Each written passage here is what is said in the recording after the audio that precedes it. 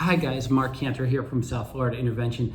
I want to talk a little bit about something I'm going through now with a client, and that's the anxiety and the fear leading up to an intervention, which is quite normal. I made some notes. I'm going to read the notes and try to then elaborate on those notes, and hopefully we'll have something good here, something that'll be useful.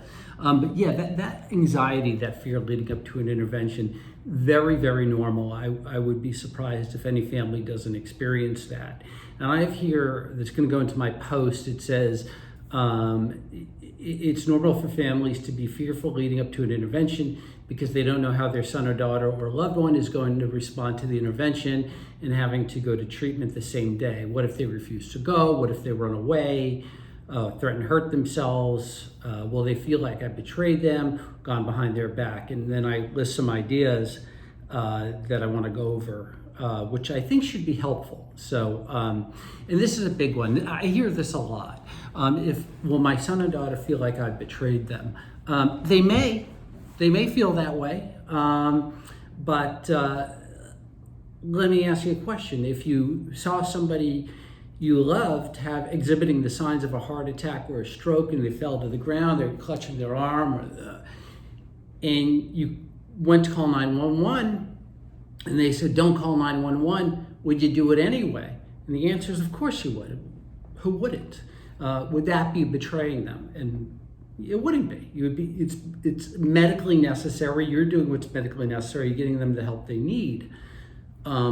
So addiction is the same thing. Addiction is a fatal disease. It may not kill you right there and then like a heart attack, but it will definitely kill you. It'll kill you slowly, but it's the same thing. It's medically necessary. It is a medical emergency, and I tell families and people that are participating in interventions that they should prioritize this like a medical emergency, just as you would if somebody called and said so-and-so is having surgery for cancer or whatever, or open heart surgery. Whatever else is going on in a person's life, when it's time to get them to treatment, none of that matters. None of that matters. I mean, it is a medical emergency. You are saving their life. I've heard the word ambush. The word ambush comes up a lot in interventions. You've ambushed me. It's not an ambush. It's a rescue mission. There's a big difference. An ambush has bad intentions. A rescue mission is exactly that. It has very good intentions. And then if they're in treatment, they may resent you, and they may feel like you ambushed them, and they go to treatment. And this is a big one for me because I come across this a lot. And I tell families, if your son or daughter or loved one is in treatment and they still have a resentment against you, they're not ready to come home. End of story, right? If they go to treatment for 30, 60, 90 days and they're still focused on how you betrayed them or went behind their back to schedule an intervention and get all their they're not ready to come home. They have not got the point yet. And the point is curing their addiction, is arresting their addiction. It's not how they've been betrayed. Bullshit, right? Bullshit. Don't fall for that. I've seen too many people fall for that. And what follows that is going out and drinking the next day. I've seen that, guaranteed. Don't fall for it. So a third thing, if you're feeling nervous, you're anxious about an intervention, attend an Al-Anon meeting and or other support groups that, where you can meet people that have had similar circumstances, similar challenges, and you feel like you're not alone. And Al-Anon is really good. And I have here that if for some reason you can't make it to an Al-Anon meeting, there are a ton of good Al-Anon meetings on YouTube. Now, typically I would tell you there's no excuse for not making it to a meeting, to an AA meeting, to an Al-Anon meeting. You have no excuse. It's part of the medically necessary. But COVID-19 has changed everything. It really has hampered things. In fact, one of the things I'm really struggling with right now is a big part of treatment is sending family members to the treatment center so they can do the family program. It's just as important as everything else. But treatment centers are now having to do the family program over Zoom or electronically, and they say it's effective, and I'm sure it is. But for me, nothing compares to the experience of the wife, the husband, and the family, the mom and dad, the kids, or anything. You know, going to the treatment center, checking into it, being present, meeting other families, having that personal connection to other people. That just can't be replicated on Zoom or whatever it is they're doing. So that's really unfortunate. So normally I would say there's no excuse for not getting to a meeting, but COVID has changed that a lot, unfortunately. And I really hope that we get back to a place where we can go to meetings regularly, that we can go to Al-Anon regularly. I have almost 16 years of sobriety, and it's been a real struggle for me. So I only imagine what it's like for the newcomer, which makes it even more important why they have to be in treatment, and perhaps even longer. So, but YouTube has great speakers. I love listening to Al-Anon and AA speakers on YouTube. It's a great resource. It's free. I put on my earphones sometimes while I'm doing, cleaning the house or working on something, and I'll listen to a speaker. It's really, really good resource. So yeah, fear is a normal human reaction, but it should not stop you from having the intervention. Okay, right. Courage is not the absence of fear. It's doing something in the face of fear. It's doing it anyway.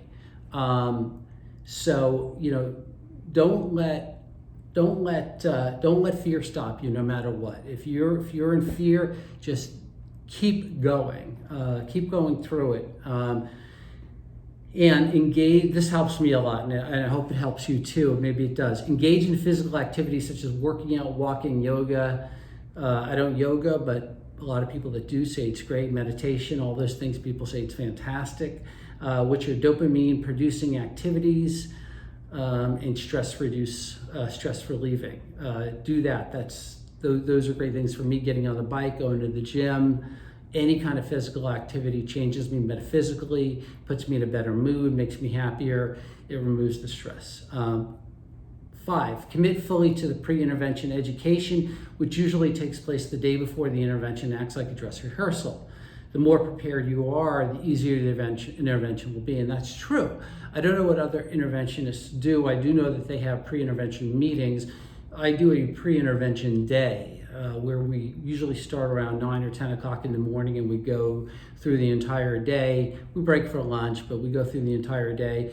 We work on a number of different things. We work on reading and editing the intervention, the impact letters, practicing what we emphasize, what we don't emphasize.